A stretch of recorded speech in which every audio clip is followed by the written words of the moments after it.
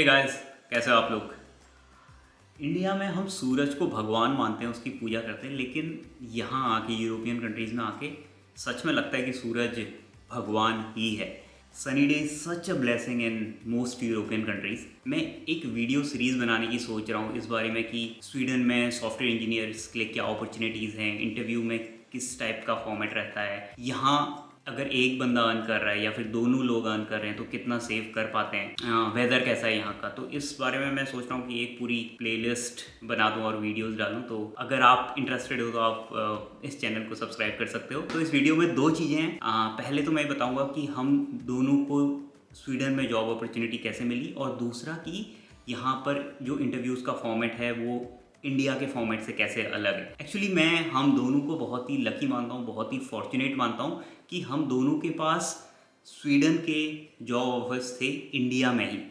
वो बहुत कम हो पाता है, बहुत कम लोगों के साथ हो पाता है, क्योंकि ज़्यादातर ऐसा होता है कि एक पार्टनर के पास ऑन साइट अपॉर्चुनिटी है तो दूसरा या तो जॉब छोड़ता है या फिर सिर्फ एक पार्टनर मूव होता है, दूसरा इंडिया में काम करता है। दूसरा, चलिए थोड़ा सा पीछे लेके चलते हैं 2021 में, जहाँ से ये सारी चीज़ें स्टार्ट हुई थी। तो 2021 के स्टार्टिंग में मैंने सोचा कि चलो, मुझे अपनी करंट ऑर्गेनाइजेशन में बहुत टाइम हो गया, 6 साल हो गए, अब मुझे स्विच करना चाहिए। तो मैंने जॉब ढूंढना स्टार्ट किया और मैं सिर्फ बेंगलोर के लिए देख रहा था और वहाँ के इंटरव्यूज़ दे रहा था। लेकिन एक दिन जुलाई में ऐसा हुआ कि मुझे नीदरलैंड की एक एचआर ने कांटेक्ट किया और बोला कि क्या आप इंटरेस्टेड हो नीदरलैंड शिफ्ट होने में। तो मुझे लगा अरे ऐसा भी हो सकता है, मतलब मैं तो ट्राई नहीं कर रहा था, उन्हीं ने मुझे रीच आउट किया। मैंने कहा यार ये तो बहुत आसान है, अगर मैं इंटरव्यू क्लियर कर लेता हूँ और तो सीधे वहाँ जॉब मिल जाता है और सब कुछ वो लोग प्रोवाइड कर रहे हैं, visa, accommodation and everything, right. तो they are taking care of your spouse, जो आपके बच्चे हैं उनका, और आपके रहने का, ट्रैवल का, वीज़ा का, सब कुछ वो देख रहे हैं। मैंने कहा ये तो बहुत ही आसान चीज़ है। तो उसके बाद क्या हुआ कि मुझे इंडिया में थोड़े ऑफर्स मिल गए थे, लेकिन ऐसा होता है ना कि आपको पता है कि यार एक आपके पास चांस है बाहर जाने का। तो वो ऑफ़र मैंने लिए नहीं, और क्योंकि मैं अगर एक्सेप्ट कर भी लेता तो मैं शायद उतना खुश नहीं रहता। तो मैंने वो ऑफ़र लिए नहीं और फिर मैंने इंडिया के इंटरव्यू छोड़ के सिर्फ यूरोपियन कंट्रीज़ के लिए अप्लाई करना स्टार्ट किया। तो देखिए, जैसे मेरा प्रोफाइल है Java developer, Java backend developer का, तो या बैकएंड डेवलपर बोल लीजिए। तो अब मुझे बेंगलोर में बहुत ऑफ़र आ रहे थे, मतलब बहुत इंटरव्यूज़ की कॉल आ रही थी। मतलब अगर एक वीक में कम से कम 3-4 कंपनीज़ के इंटरव्यू में दे रहा था। लेकिन अगर आपके पास स्पॉन्सरशिप नहीं है और आप यूरोप के लिए ट्राई करेंगे तो अपॉर्चुनिटीज़ इतनी नहीं आएंगी। मतलब ये बोल लीजिए कि आपको महीने में 1 या 2 कॉल आएंगी। तो वही मेरे साथ हुआ। फिर मैंने जुलाई के बाद इंडिया में ढूंढना बंद कर दिया, तब यहाँ के लिए अप्लाई कर रहा था। तो बहुत सारी कंपनियाँ स्पॉन्सरशिप मांग रही थी, और अगर आपके पास वो नहीं है तो वो आपका इंटरव्यू शेड्यूल नहीं कर रही थी। लेकिन कुछ कुछ कंपनी सारी चीज़ें आपको प्रोवाइड करती हैं, तो वो उनसे आपको इंटरव्यू के कॉल आते हैं। तो डेफिनेटली इंटरव्यू के कॉल उतने नहीं आते हैं जितने इंडिया के आएंगे, बट आते हैं। ऐसा नहीं है कि आपका रास्ता बिल्कुल ही ब्लॉक है। तो फिर मैंने हर महीने में 1 या 2 इंटरव्यू की कॉल दे रहा था। तो अक्टूबर नवंबर के आसपास ऐसा हुआ कि मेरी वाइफ को उसकी कंपनी वालों ने बोला कि there is an opportunity in Sweden, Malmo city, are you interested. तो मतलब वो बहुत ही फॉर्चुनेट था कि मैं भी यूरोप के लिए देख रहा हूँ और उसकी कंपनी ने उसको पूछ लिया। तो फिर तो क्या था, उसने हाँ बोला और then I was applying at the same time, और उसी टाइम मुझे भी अपॉर्चुनिटी यहाँ से मिल गई। एंड फिर क्या था, फिर हमने अपना सारा सामान पैक किया और हम यहाँ आ गए। तो ये बहुत ही सिंपल था। बहुत ही लकी मानता हूँ मैं हम दोनों को। अब बात करते हैं इंटरव्यू पैटर्न की। देखिए, इनका जो सबसे पहला राउंड होता है ना, वो होता है एक साइकोमेट्रिक राउंड। तो उसमें ये जज करते हैं, एनालाइज करते हैं कि आप किस तरीके के इंसान हैं, आप एक पॉजिटिव इंसान हैं या नेगेटिव इंसान हैं, आप कैसे देखते हैं चीज़ों को, अपने लाइफ के आसपास की सिचुएशंस को, लाइफ को कैसे देखते हैं। तो maybe you are a very good coder, but if you are an in nature so they won't hire you, as simple as that. तो ये लोग पहले देखते हैं, इनके लिए वर्क कल्चर बहुत ज़्यादा इंपॉर्टेंट है। तो आप हो सकता है कोडिंग में ओके हो, लेकिन आप एक अगर अच्छे इंसान हो, एक पॉजिटिव इंसान हो, आप दूसरे इंसान की रिस्पेक्ट करना जानते हो, तो definitely you will be hired. लेकिन अगर आप बहुत अच्छे कोडर हो और आप एक अच्छे नेचर के इंसान नहीं हो और आपको बात करने की तमीज़ नहीं है, तो they definitely they won't hire you.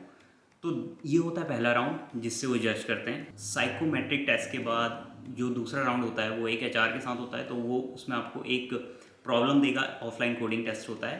तो इंडिया में क्या होता है कि आपको एक लिंक देंगे हैकर रैंक का, तो आपको एक प्रॉब्लम सॉल्व करनी होती है। टाइम टेस्ट होता है, आपको 1-1.5 घंटे के अंदर वो प्रॉब्लम सॉल्व करनी होती है, जिसमें सारे टेस्ट केस आपके पास होने चाहिए। लेकिन यहाँ पर ऐसा नहीं होता। यहाँ पर वो आपको एक प्रॉब्लम देंगे, एक एप्लीकेशन देंगे जो आपको डेवलप करनी होती है। उसके लिए कहीं कहीं कंपनी में जैसे 1 दिन का टाइम है, कहीं पर ऐसा है कि आपको 1 हफ्ते में वो प्रॉब्लम सॉल्व करके आपको सबमिट करनी है। लेकिन वो प्रॉब्लम जैसे हैकर रैंक की प्रॉब्लम होती है वैसी नहीं होती है। जैसे मैं एग्जांपल देता हूँ, जैसे वो आपको बोलेंगे कि आप एक कौन बनेगा करोड़पति की एप्लीकेशन बनाइए, जिसमें यूज़र सबमिट करे और फिर उसकी रिपोर्ट जनरेट हो। और फिर बेसिकली वो देखना चाहते हैं कि जैसे अगर मैं जावा रेस्ट सर्विस का एग्जांपल दूँ, तो आप कौन कौन सी सर्विसेज एक्सपोज करेंगे, किस टाइप से आप क्लासेस बनाएंगे, मतलब कैसे आप कोड कर रहे हैं, आपका कोड कितना क्लीन है, आपका कोड कितना मॉड्यूलर है, कितना लूजली कपल्ड है। तो ये सारी चीज़ों को देखते हैं कि डेटाबेस आपने कौन सा यूज़ किया, स्कीमा कैसे बनाई, क्यों वो डेटाबेस यूज़ किया। तो ये सारी चीज़ें देखते हैं। और फिर उसके बाद आपने टेस्ट केसेस कैसे लिखे, आपका जो डॉक्यूमेंटेशन है वो कैसा है। तो वो पूरी एक एप्लीकेशन देखते हैं कि आपको जो एप्लीकेशन बनानी होती है वो एक प्रोडक्शन लेवल की बनानी होती है, कि आपने हर कुछ उसमें परफेक्ट होना चाहिए कि आप उसको सीधे प्रोडक्शन में डिप्लॉय कर सकें विदाउट एनी चेंजेस। ये रहता है स्वीडन का पैटर्न। लेकिन इंडिया में ऐसा नहीं होता है। इंडिया में बस आपको वो जो ऑनलाइन टेस्ट है उसमें बस वो टेस्ट केसेस पास होने चाहिए। कोई नहीं पूछ रहा है कि अंदर आपने वेरिएबल का क्या नाम दिया, क्या लिखा है अंदर, बस आपके टेस्ट केस पास होनी चाहिए। तो ये बिल्कुल ही अलग अलग पैटर्न है। तो मुझे दूसरा वाला ज़्यादा सही लगा, क्योंकि रियल लाइफ में भी हम ऐसे ही कोड करते हैं। तो हमारे सर पे कोई बैठा नहीं होता है कि यार 1 घंटे के अंदर ये करके दो। तो आपको आराम से कोड करना होता है और अच्छे से कोड करना होता है कि आगे जाके वो अच्छे से काम करे। तो ये चीज़ यहाँ पे है। और जैसे एक दूसरा एग्जांपल हो गया कि आपको एक स्टॉक ट्रेडिंग एप्लीकेशन बनानी है, जिसमें कि आप स्टॉक्स अपने बेच सकें, ख़रीद सकें। तो ये एंड टू एंड एप्लीकेशन आपकी बनी होनी चाहिए और बहुत अच्छे से उसमें कोड लिखा होना चाहिए। तो ये चीज़ें देखते हैं। तो आपका जब एक बार आप वो एप्लीकेशन बना देते हैं, उसको आपको जिप करके या गिटहब का लिंक आपको एचआर को भेजना है, तो वो लोग फिर इस एप्लीकेशन को या तो ऑफलाइन रिव्यू करेंगे, या फिर क्या होगा, आपका एक दूसरा इंटरव्यू स्केड्यूल होगा किसी जिस टीम के लिए आप हायर हो रहे हो उस टीम मेंबर्स के साथ, और उन लोगों को आप वॉक थ्रू दोगे उस एप्लीकेशन का जो आपने डेवलप किया है। तो फिर उसमें क्रॉस क्वेश्चनिंग होती है कि आपने ऐसे क्यों किया, ऐसे क्यों नहीं किया, ये क्लास क्यों बनाई, इसकी क्या ज़रूरत है, इसको और इम्प्रूव करके दिखाओ, और इतने सारे टेबल्स क्यों बना दी। मतलब जो भी उसमें क्रॉस क्वेश्चनिंग होगी वो उस बेसिस पे होगी। तो अगर आपने वो राउंड क्लियर कर लिया तो वो मेन राउंड होता है। उसके बाद आपका एक दूसरा जो बोलूँगा मैं 3rd या 4th राउंड बोल लीजिए, क्योंकि कोडिंग वाले को मैं एक और राउंड मान रहा हूँ। तो पहला psychometric, then coding test, then उसकी जो discussion on that coding test, और उसके बाद एक जो अलग राउंड होता है उसमें वो टीम मेंबर्स के साथ ही होता है।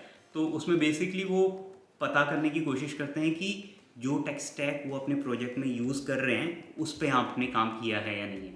ओके, तो जैसे आपने गिटहब पे काम किया है या नहीं है, आपने कौन सी आप लाइब्रेरीज, कौन सा बिल्ड टूल यूज़ करते हो, तो वो सारी चीज़ें, आपने डेटाबेस किस डेटाबेसेस पे काम किया है, आप कौन सा क्लाउड इंफ्रास्ट्रक्चर यूज़ करते हो, तो उन चीज़ों पे क्वेश्चन रहते हैं।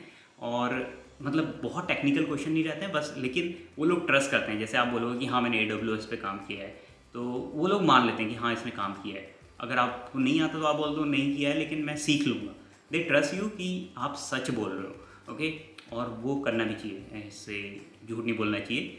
और उसके बाद जो दूसरे बाद अलग राउंड होता है वो किसी सीनियर आपके डायरेक्टर के साथ होगा, जो आपको टीम का, प्रोजेक्ट का, कंपनी का ओवरव्यू देगा। और हो सकता है उसमें आपका जो HR राउंड है जिसमें सैलरी वाला राउंड है वो आपको सैलरी प्रोजेक्ट करे, या फिर आपसे पूछे कि आप कितना एक्सपेक्ट कर रहे हो, या फिर उसका एक अलग राउंड होगा। तो यहाँ पर मैं कुल मिला के बोलूँगा 3 से 4 राउंड होते हैं, और उसमें भी 2 टेक्निकल राउंड में बोलूँगा जो बहुत इंपॉर्टेंट होते हैं। लेकिन इंडिया में ऐसा नहीं है। इंडिया में आपके 6 से 7 राउंड होते हैं, एक कोडिंग, फिर एक ऑफलाइन कोडिंग, ऑनलाइन कोडिंग, फिर डिस्कशन, फिर system design, high level design, low level design. So guys that's it for now. I hope you like the video. Thank you so much for watching.